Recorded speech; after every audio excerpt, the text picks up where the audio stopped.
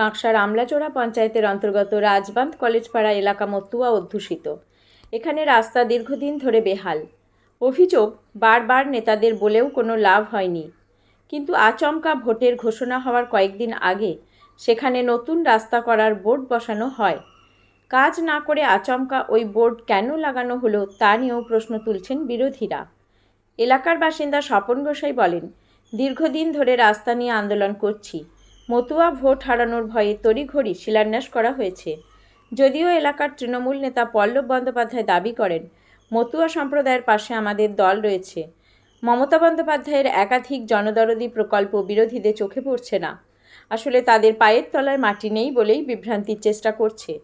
ওখানে বোর্ড লাগানো হয়েছে মানে নিশ্চয়ই কাজ শুরু হবে। বিরোধীদের প্ররোচনায় পা দিতে নিষেধ করব। রাজবাঁধ থেকে নিজস্ব প্রতিনিধি রিপোর্ট, সুখবর টিভি।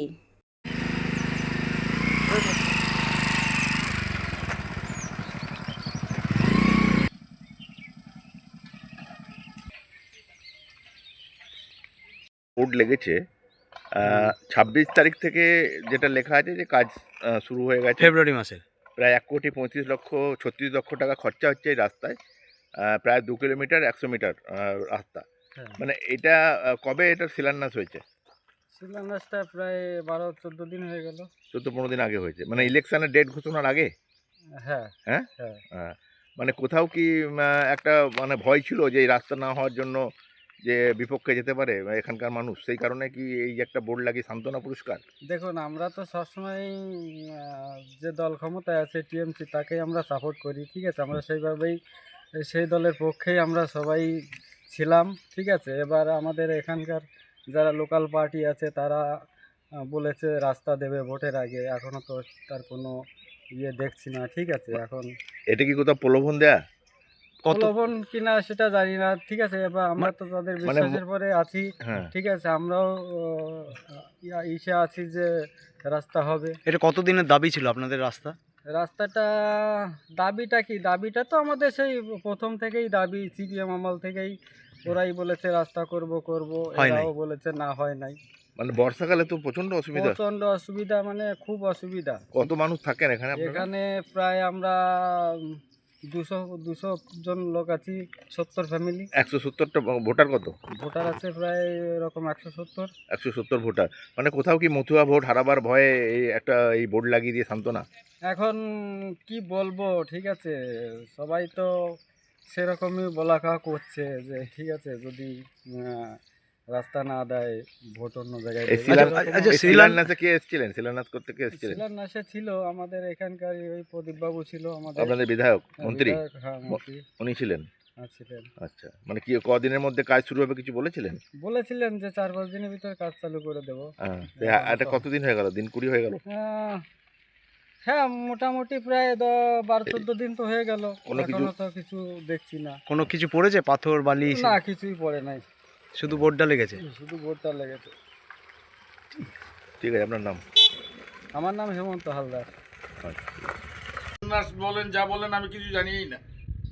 নিখিল ব্যানার্জির থেকে শুরু করে এই পর্যন্ত আন্দোলন করে আসছি রাস্তার ব্যাপারে, অথচ রাস্তার বিষয়ে কোনো মন্তব্য, কোনো যোগাযোগ আমার সঙ্গে কেউ করেনি।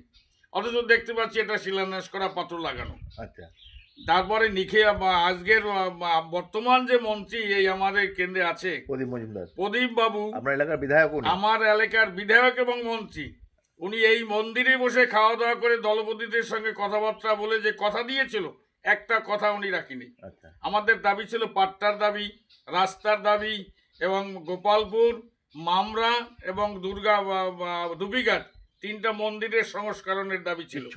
কিচ্ছু করেনি উনি, কথা দিয়ে কথা একদম রাখেনি। কোথাও কি মতুয়া ভোট হারাবার ভয়ে এই শিলান্যাস তড়িঘড়ি মনে হয়? হ্যাঁ, মতুয়াদের ভোট হারাবার জন্যই এই শিলান্যাস তড়িঘড়ি করে করা, অথচ কাজের কোনো যোগাযোগই নেই। মানে আপনার সঙ্গে কোনো কথাই হয়নি? না, কোনো আলোচনা হয়নি। আপনি কি দেখলেন যে হঠাৎ করে বোর্ড লেগে গেল? হঠাৎ করে দেখলাম বোর্ডটা লাগানো এখানে। আমি জানিই না যে বোর্ডটা কারা লাগিয়েছে, কিভাবে লাগিয়েছে, আমার সঙ্গে কোনো যোগাযোগই কেউ করেনি। কাজ শুরু হয়েছে কিছু না? না না, আদৌ কি হবে মনে হয় আপনার? এখন ইলেকশন তো ঘোষণা হয়ে গেছে, এখন আদৌ হবে কি হবে না সেটা পরবর্তীকালে চিন্তাধারা দেখা যাবে। বোর্ডটা লাগাবার কি প্রয়োজন ছিল? বোর্ডটা লাগাবার কোনো প্রয়োজনই ছিল না, কাজ যখন হচ্ছে না বা হবে না। অথচ ইলেকশন ঘোষণা হওয়ার আগে দু একদিন আগেই বোর্ডটা লাগিয়ে দেওয়া হয়েছে। মানে মানে কোথাও কি মন্ত্রী একটা আশঙ্কা করছিলেন যে তিনি এলাকায় উন্নয়ন না করান, এটা একটা ভোট বাক্সে প্রভাব পড়তে হ্যাঁ, পারে? একটা প্রভাব পড়তে পারে, সেই জন্য এটা করেছে। তারপর প্রভাব তো পড়বেই, কারণ মতুয়াদের যে কথা দিয়েছিল, এখানে বাস্তব সত্যি কথা, উনি প্রথম এই হরিমন্দিরে পূজা দিয়ে প্রচার শুরু করেছিল। এখানে এই সিটটা কিন্তু হারানো ছিল, হারানো সিটটা মতুয়াদের ডেকে মতুয়াদের যে কথা দিয়েছিল, যেমন ধুপিঘাটের মন্দিরটা সংস্কারের কথা দিয়েছিল, তারপরে মামরার মন্দিরটা, গোপালপুরের মন্দিরটা, এমনকি এইখানে খাওয়া দাওয়া করে কথা দিয়েছিল যে গোসাই, স্বপন গোসাই, আপনার কথা দিচ্ছি আপনার 5 বছরের মধ্যে আপনার নাট মন্দিরটা করে দেবো। তা আবার যদি মন্ত্রী ভোট চাইতে আসে কি করবেন আপনারা? ভোট চাইতে আসে আমরা আসল সত্যি কথাটা আমি বলবো যে আপনি তো কথা দিয়ে কথা রাখেননি। আপনি তো একজন দলপতি, তো আমি একজন দলপতি নয়, আমি ছিলাম সারা ভারত মতুয়া মহাসংঘের সাংগঠনিক সম্পাদক ছিলাম। আচ্ছা, কিন্তু ঠাকুর বাড়িতে রাজনৈতিক ঢোকার পরে আমি আর ঠাকুর বাড়ির সঙ্গে মতুয়া মহাসংঘের সঙ্গে যোগাযোগ রাখি না। আচ্ছা। কিন্তু দুর্গাপুরে মতুয়াদের নিয়ে আমি পাট্টা নিয়ে অনেক আন্দোলন করেছি, রাস্তা নিয়ে অনেক আন্দোলন করেছি, কিন্তু কোনো আন্দোলনের কোনো সুরা হয়নি। এবার মতুয়াদের মুড কোন দিকে? এবারে মতুয়াদের যা পরিস্থিতি কোথায় দিয়ে দাঁড়াবে, যে আমাদের দাবি মেনে নেবে, যে আমাদের কথা ভাববে, আমরা সেদিকেই ভাববো, সেই পরিকল্পনা নিয়ে বসে আছি। একদমই তাই, শুনলেন রাজ্যের